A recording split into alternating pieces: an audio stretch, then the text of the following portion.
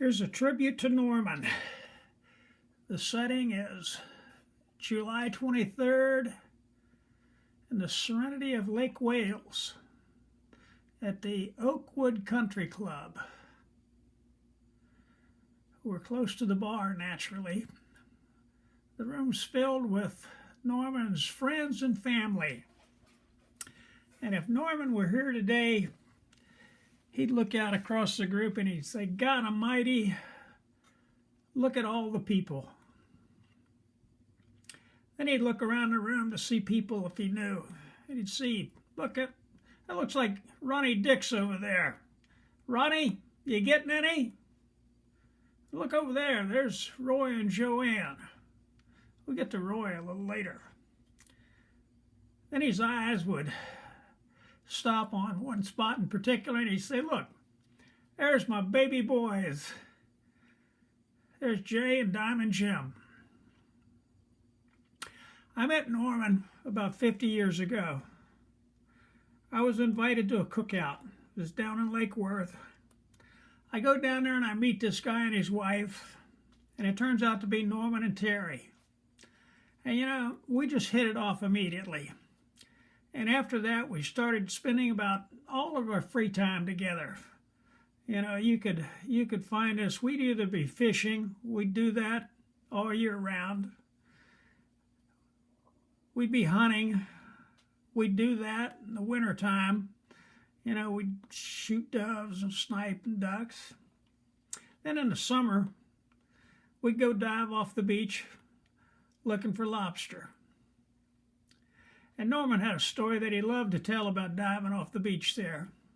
He'd gotten a job with a construction company over in Palm Beach, and they were building a beach club right on the ocean, and it just happened to be right at one of our favorite dive spots. And we go over there and we park at the construction site, and then we go out diving. So we're out there one day and we're looking for lobster, and you know, I'm to the south, he's to the north, you know, we separated, kind of like diving with Bob, you know, never tell where the son of a bitch is. Well, I look over, Norman's there with this other guy, and he's going up and down. So eventually I swim over to him. "Hey, Norman, what's going on?" He said, "Well, there's all kinds of lobster up under that ledge down there." I said, "Well, why aren't you catching them?" And in a rare display of sportsmanship, Norman says, "Well, he found them, but he's got a problem." So what's the problem? Well, watch him. Well, this guy, he could go down and look under the ledge, but he couldn't hold his breath long enough to stay down there to even try and catch a lobster. He'd go down there, he'd run out of breath, and then he'd ride the bicycle to the top as fast as he could. Kind of reminded me of Pat. So I said to Norman, "What do you want to do?" I said, "Well, let's wait him out." Well, eventually this guy gets tired of looking, and he swims into the beach, and Norman says, "Well, let's catch him now." Well, I had gone down there and looked earlier, and sure enough, there's all these lobsters up under this ledge. Ledge couldn't be more than 3 or 4 feet deep, but the thing that was unique about it, and anybody in this room that have tried to catch lobster will know this to be a fact, invariably there'll be a hole at the back of the ledge, and that hole will run from here to Waverly.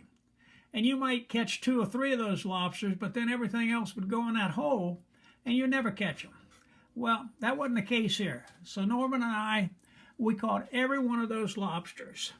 And I can't remember if it was 13 or 15, but I'm sure if Norman was here, he'd say it was 15.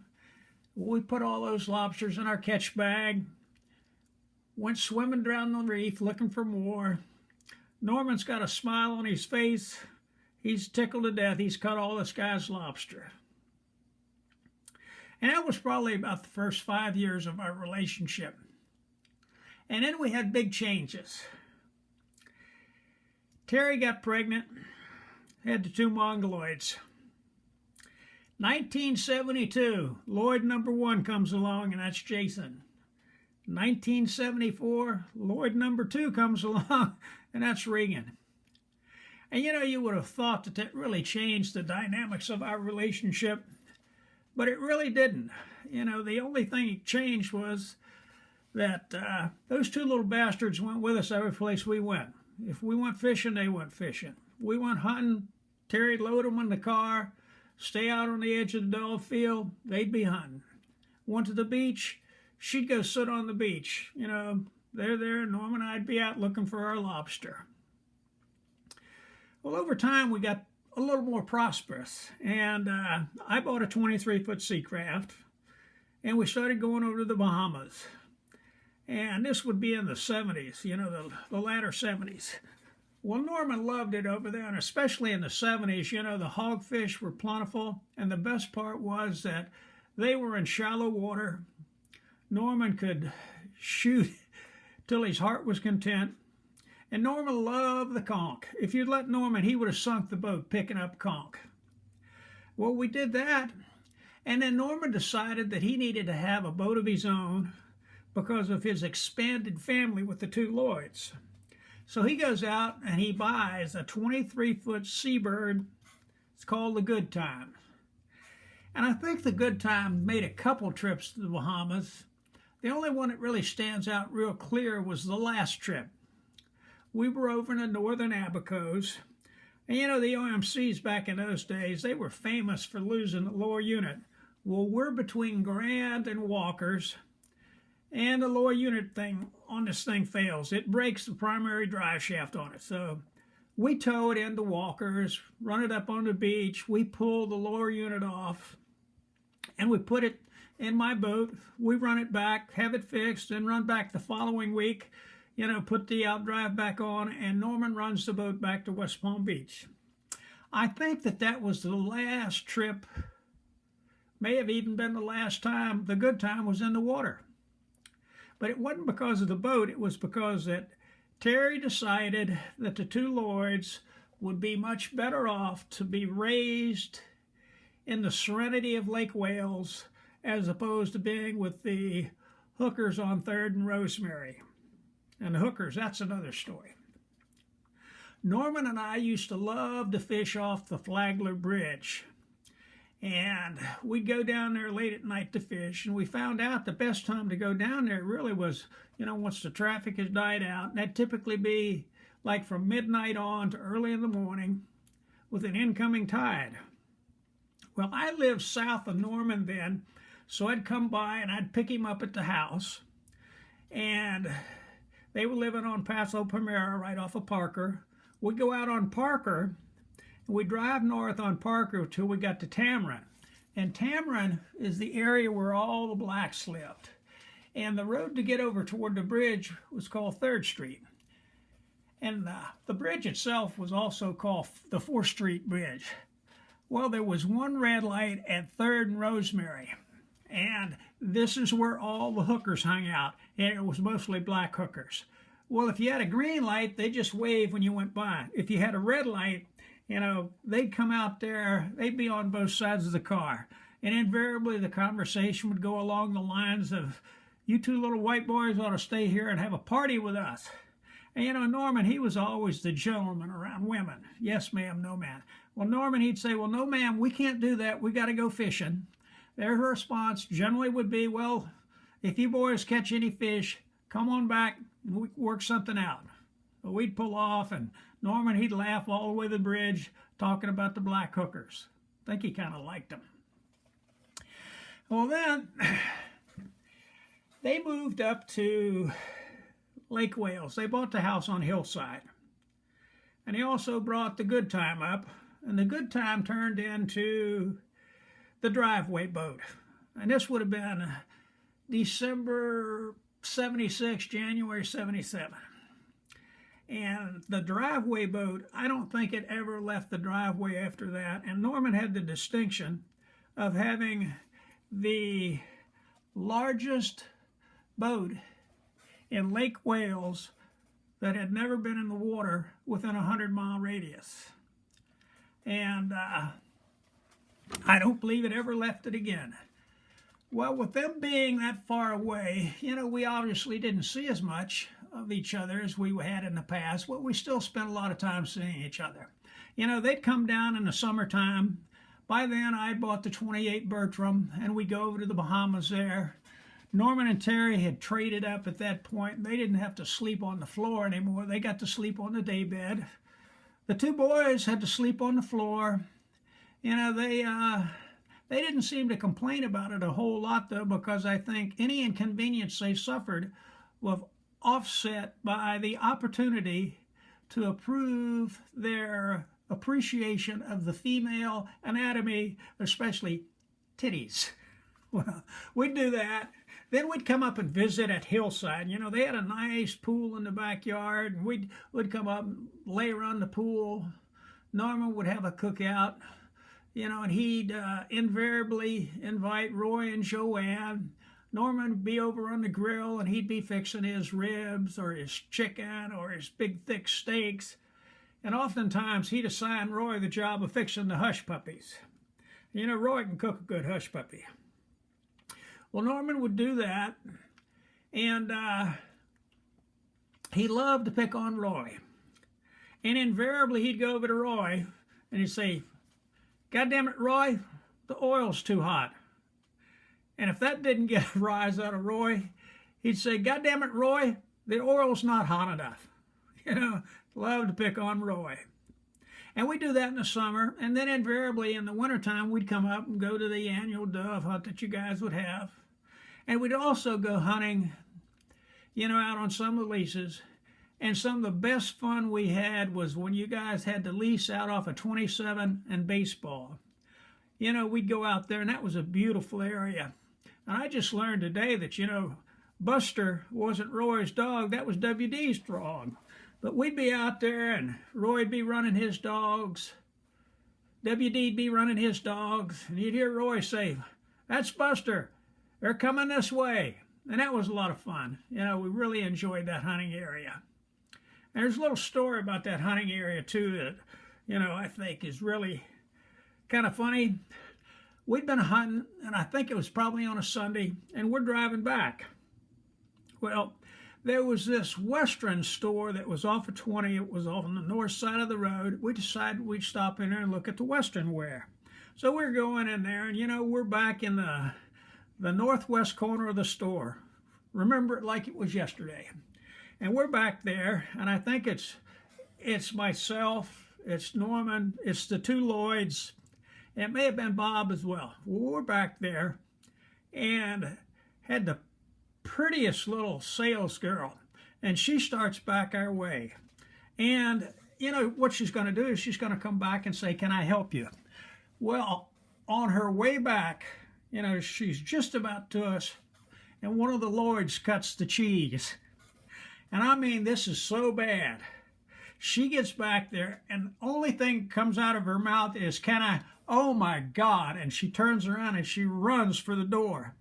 Well, Norman, he says, "God almighty," he runs the other way. I'm trapped between the two Lloyds. One of them cut the cheese. I think I blacked out. I don't remember anything beyond that. And in fact, I think they had to shut that Western store down a few days later. It was contaminated. Well, we did that, and, you know, then we lost Terry. You know, and I know that Terry's looking down on this. And I think there's a chance that Norman may be looking down on it as well. You know, Terry had enough goodness in her that she could have gotten Norman a free pass. Otherwise, Norman might be looking at the bottom of her feet. Well, Norman stayed at Hillside a little bit longer. Then he bought the lake house. And he was out there a little bit, and then in February of 2001, we had both retired. Norman had retired from Acoustai. I retired from Pratt & Whitney, and I started coming up here on a regular basis. I'd come up once a month. I'd stay with Norman for a week or so. I'd move into that bedroom nearest the garage. We'd go out, we'd work in the groves during the day. You know, we'd do the typical stuff. You know, we'd fertilize, we'd herbicide, we'd plant trees, we'd pull lantana, we'd fix microjets, and we'd fix microjets. But every day we had our routine in that between 3 and 4 o'clock, we'd come back to the house, we'd take our showers, and we'd go out and we'd sit on the porch and we'd had our happy hours.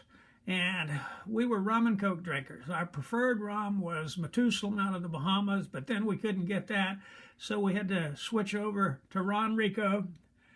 And Norman became one of the major buyers from the ABC down on 27 for cases of Ron Rico. Well, we'd sit there and, you know, that's when he had the chickens and the geese, George and Scooter. That's Scooter right there in the picture. And we'd sit out there, we'd have our cocktails, we'd watch the sunset, and we'd come in the house.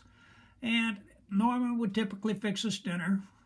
He'd fix a dinner, we'd put it on our TV trays, and we'd go in and we'd sit down in the living room, and his seat was over on the right, and mine was over on the left, facing the TV, and we'd put a Western movie in. Norman loved these Western movies.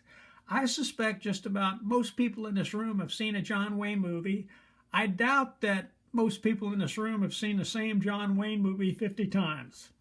Norman loved those John Wayne movies, and it didn't make any difference if it was the first time he watched it or the 40th time. He enjoyed it just as much. And we'd do the hunting and that sort of thing, you know, the annual dove hunt, do a little deer, turkey hunting out on the leases. Well, then eventually Norman, he bought the river house. And once he did that, we kind of split our time between the lake house and the river house, and, you know, kind of moved our act over to the river house. And over there, we had a similar routine in that we fished a lot. You know, we didn't really catch that much. We didn't work as hard at it as when we were younger. But we'd go out and we'd catch a redfish, we'd catch a couple trout, every now and then we'd catch a snook. What we loved to catch was those little snapper off the end of the dock. You know, we'd catch those, and Norman would keep them. I don't care if they were 2 inches or 8 inches, he'd keep them. And an 8-inch one would be a big one. We'd fillet those up, he'd fry them, we'd call them our fish potato chips. Those were just delicious. And the river house is where Norman demonstrated his love of conservation. He was the head of the fillet and release program. Norman, if he caught it, he kept it. There was only one exception. Norman wouldn't keep a catfish, but I think today, if he could have figured out how to get rid of the spines and the slime, Norman would have kept the catfish. Well, perfect example. The first time we go out there, we catch a bonnet shark. We think, well, oh, we got a baby hammerhead. Then we figure out, nah, this is a bonnet shark. Well, I pick it up, and I go to throw it back. So, oh, no, we're keeping that. So we take it back to the house. We fillet it. Norman fries it up. You know, a bonnet shark has a light lemony flavor, and it's delicious. You got to keep a bonnet shark. Well, we had the same routine at the river house. We'd get in the afternoon. We'd get our showers. We'd go in and have our cocktails. And if it was too hot in the summer, we'd sit around the table there in the kitchen, have our happy hour. Or if it was cool enough in the winter, we'd go out and sit by the fire pit. Invariably, we'd come in and Norman would fix us dinner.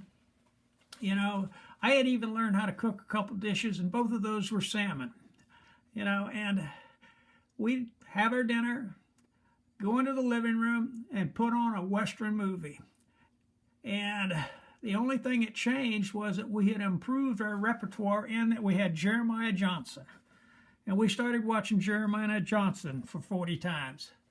And every time that old trapper would get the bear and he'd run him down to the cabin and say, Pilgrim, you skin that one and I'll go get another one, Norman would clap his hands and laugh just like it was the first time he'd ever seen it.